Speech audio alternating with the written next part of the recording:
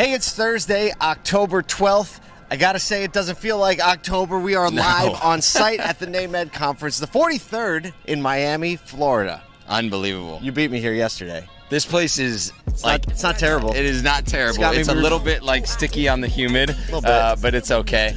We want to start by thanking TrueCar for giving us the opportunity to sponsor and come alongside and create content here, whether it's the live stream in the morning or we're going to be doing content with a bunch of people throughout the day, just sharing exactly what's going on here at NAMAD, because it's a growing event, but more people need to know about it. Yeah, for sure. I feel like I was just talking to Damon Lester, and I feel like this year is kind of the tipping point from last year to this year. Just, I got in late last night. My first time stepping on the floor was early this morning.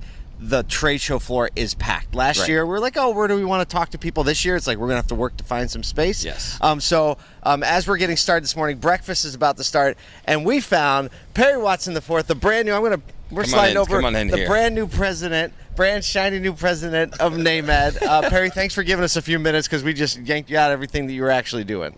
Thank you so much. Appreciate it, Paul. All right, so tell me, this is, you became president this year. I did. Quite an honor. I definitely excited about being able to continue the legacy of the founders and the past chairman, and of course Damon, which is a hard act to follow, but he's definitely mentoring me through it, so I'm very excited about it. Very cool. So as you take out, obviously you've been around the world of NAMAD and you know the environment and the people, and so you're not a stranger to it. But as you kind of come into this presidency and look to take everything to the next level and engage the automotive community in new and fresh ways, what are you most excited about for this next year? I would say that I'm most excited that we're seeing so many new people at the conference. We've got over 1,000 people at the conference this year, and this is the first time ever. We've got, I believe it's over 100 people doing one-on-ones with the manufacturers, over 70 vendor partners, because they are our partners. Yeah. And so that's the most exciting thing to me.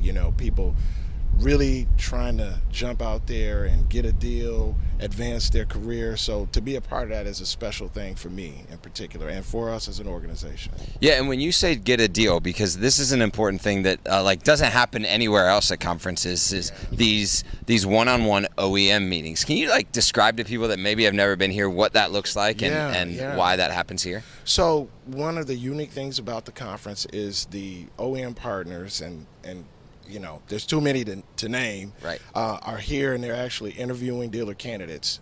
And you really don't get that access anywhere else. And so for us, that's the treasure. And I'm so pleased at the advances that many of the manufacturers are making. I don't know if you saw the numbers, but we had a net of 110 new minority dealerships. And that is just... In 1 year? In 1 year.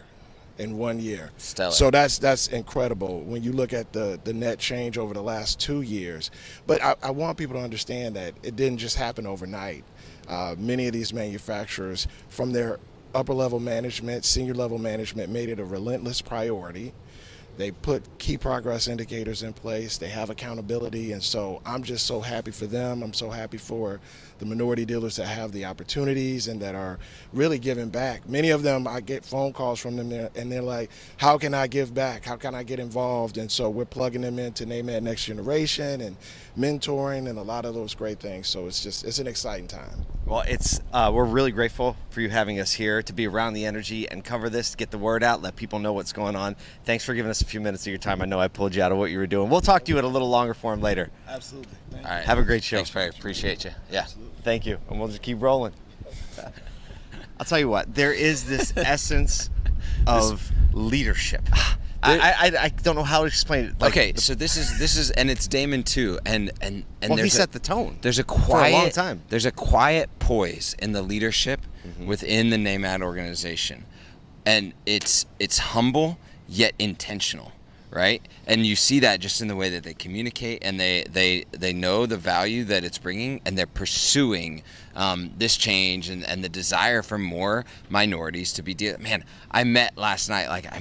I met someone from India that's getting a point here. I met a couple dealers that are having OEM meetings that they just cannot, that they're GSMs or they're GMs and they want a point someday, that they're having these meetings to set the stage for potentially being out and out dealer principals. And it like that level of energy when you have that much hope and opportunity in an event like this, that's what sets the tone. Well, they have a problem, and they don't know it yet. Well, maybe they know it.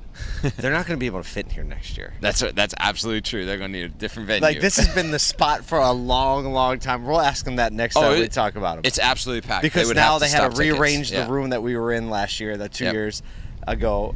For the last 2 years where I've been here, there's a cup rolling, which is getting me excited. And it's packed. It's packed. Like, that's it. They're done. Even I was at the WOCAN event yesterday, and like last year they were in this little tiny room. This year they were in a room, and they had the room all the way from the back to the front. It felt again like the tiny room. So, look, if you haven't checked it out, it's NAMAD, NAMAD.org. Keep following the coverage here. TrueCar has helped us put this coverage on for the next couple of days, so we're going to make sure we have a lot of conversations. I'm going to release a lot of long-form podcasts because of that. So, so we still need to give you a little bit of a UAW update. There you go. See, we don't need any sound trigger pads. So, interesting developments at the end of the day yesterday. So, you just lost the Kentucky plant. Those were the final words of Wednesday night's negotiation meeting between UAW and Ford, negotiating terms in which included, in person, the one and only UAW President Shawn Fein. According to those close to the matter, UAW basically informed Ford. It's nice to inform you. I want to see a new deal. I'm going to inform you. They wanted to see when I want it, what the deadline is. Right, it's interesting, man. I don't. That's the only word I can actually say right now. But they basically said we want to see a new counteroffer that involves economics. So they want to talk some dollars, not work-life balance. Right? They're saying we want to see some. Right. We want to see some movement on the dollars and cents. It didn't happen. So here's the full quote. Do I have it? So after 10 minutes, the meeting took less than 10 minutes. At the end, it said that Shawn Fein stood up, said, "If this is all you have for us, our members' lives and my handshake are worth more than this.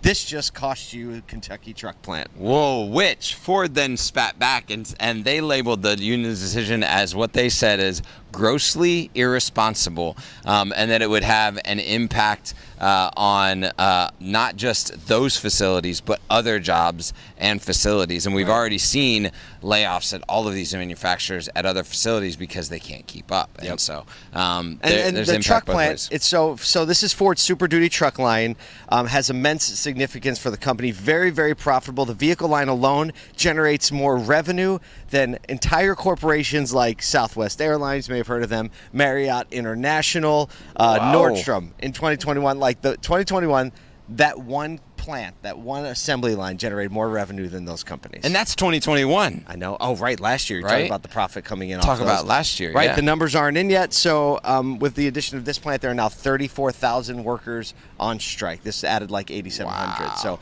you have to think like, there's got to be a tipping point here. I mean, this is kind of the big one. Yeah. For Ford.